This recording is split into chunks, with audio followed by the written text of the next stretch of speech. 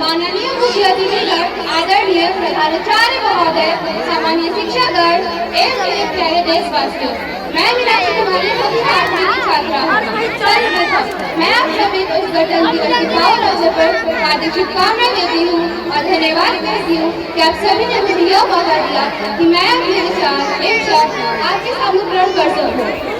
आज मैं यहाँ किसी नेता या महान हस्ती की बात कर नहीं आई हूँ, बल्कि एक ऐसे इंसान की बात करने आई हूँ जो मेरे लिए मेरी पूरी दुनिया है।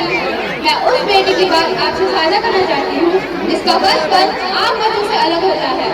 आज मैं उस बेटी की बात कर रही हूँ जिसके पिता की लोरी कोई गीत नहीं, बल्कि सरहद पर चलने वाली बोली की गूंज है।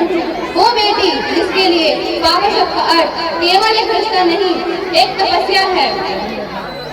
वो बेटी जिसके लिए एक पापा का शब्द केवल अर्थ नहीं, एक रिश्ता है। लोग अक्सर मुझसे पूछते तुम्हारे पापा घर कब आते हैं? मैं मुस्कुरा कर कहती हूँ वो तब आते हैं जब देश सुरक्षित होता है। लोग अक्सर मुझसे यह भी कहते कि तुम कितनी लकी हो, तुम्हारे पापा फौजी हैं। हाँ मैं लकी हूँ, पर क्या आप जानते हैं कि इस किस्मत की कीमत क्या है? इसकी कीमत है वो अनगिनत रातें जब मैं पापा के प्लान टिकट को गले लगाकर सोती हूँ क्योंकि इसमें उनकी खुशबू आती है। इसकी कीमत है वो जन्मदिन जब पापा की आवाज सुनने के लिए मैं पहाड़ों पर नेटवर्क करने का इंतजार करती हूँ। पापा की कमी हर पल सताती है, पापा की कमी हर पल सताती है। उनकी याद में अक्सर आके दोहराती है, पर जब देखती हूँ तिरंगे को शान दोहराते तो समझ आता है उनकी ड्यूटी हमें चैन दिलाती है।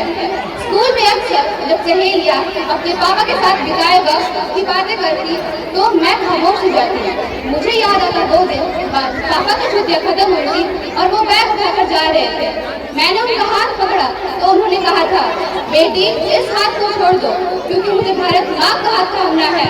उस दिन समझ आया कि फौजी की बेटी होना सिर्फ रिश्ता नहीं, एक तपस्या है। खिलौनों से ज्यादा मैंने अपने पापा की वर्दी को चाहा है। लोरी की जगह मैंने देशभक्ति गाना गाया है। वो जब भी घर आते हैं खुशियाँ साथ लाते हैं, पर जाते वक्त मेरी आंखों में समंदर छू जाते हैं। जाते जाते मैं अपने विचारों को समाप्त यह कर जाती हूँ कि मुझे भी अपने पापा की तरह एक फौजी बनना है। मुझे भी अपने सपनों से पहले देश का सपना देखना है। आज इस मंच से मैं अपने पापा को और इसके हर जवान को सलाम करती हूँ जो अपनी बेटी की मुस्कुराहट को बांध कर देते हैं ताकि देश की हर बेटी मुस्कुरा सके। धन्यवाद। जय हिंद। Thank you.